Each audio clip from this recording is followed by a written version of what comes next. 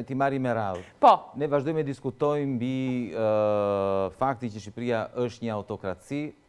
Kemi në krye një autokrat që ka kapur çdo lloj pushteti, drejtësinë e kishte totalisht të kapur, por ka bërë, le të themi, deri diku ka kapur edhe opozitën, e ka shpartalluar, e ka shkatëruar shoqërinë civile, ka një kontroll dhe indikim të jashtëzakonshëm mbi mediat. Praktikisht unë e kam thënë dhe para zgjedhjeve. Në Shqipëri zgjedhjet apo rotacioni politik është pothuajse i pamundur dhe Rama këtë do ta bëj të pamundur rotacionin politik.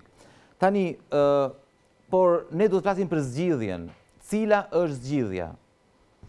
Na pëlqen, s'na pëlqen, problemi i Shqipërisë është ka qenë mungesa e drejtësisë. Tani të bësh përgjegjëse drejtësinë për faktin që në Shqipëri është rritur krimi dhe është rritur korrupsioni, ose që pse nuk ndalon korrupsioni tani që është arrestuar Erion Veliaj, apo që është marrë e pandehur Belinda Balluku, mua sinqerisht më duket më duket e arsyeshme. Sepse fakti që politikanë të korruptuar të papërgjegjshëm nuk i trëmben burgut, kjo nuk është fajt i drejtësisë. Kjo nuk do të thotë që drejtësia nuk po vepron. Kjo do të thotë gjithashtu që drejtësia është perfekte.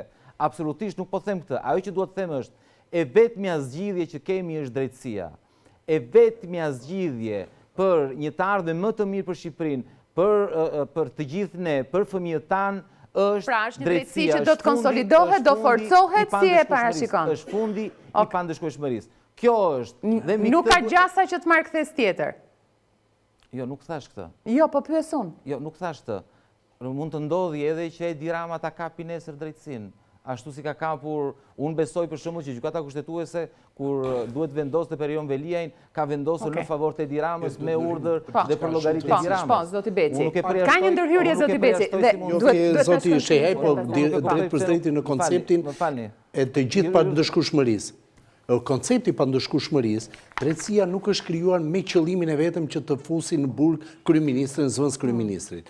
Ato lidhen në mënyrë paralele. Rritja cilësore e një strukture që është prokuroria e posaçme dhe gjykata e posaçme, dhe fakti që në Shqipëri pas viteve 2014-2015 kemi një rritje cilësore të lidhjes së krimit me politikën, kemi një rritje cilësore të korrupsionit dhe sasiore të korrupsionit, e detyron drejtësinë që të shkoj pas faktit penal dhe gjithmonë duke shkuar pas faktit penal. Në rast se prapa vjen kryeministri, zëvendës kryeministri, nuk do të thotë që drejtësia ka targetuar kryeministrin apo zëvendës kryeministrin dhe ministrin. Thjesht drejtësia po është duke hetuar një korrupsion që është rritur në mënyrë eksponenciale në Shqipëri dhe arrin tek ata. Prandaj edhe kjo fundi pandëshkueshmërisë me plane me emra është e palogjikshme. Fundi pandëshkueshmërisë dhe rritja patjetër e punës cilësore të prokurorisë posaçme vjen dhe për një arsye që ne duhet jemi objektivisht të qartë. Me këtë mazhorancë është rritur në mënyrë shumë të frikshme lidhja e krimit me politikën dhe e korrupsionit. Dhe për këtë arsye,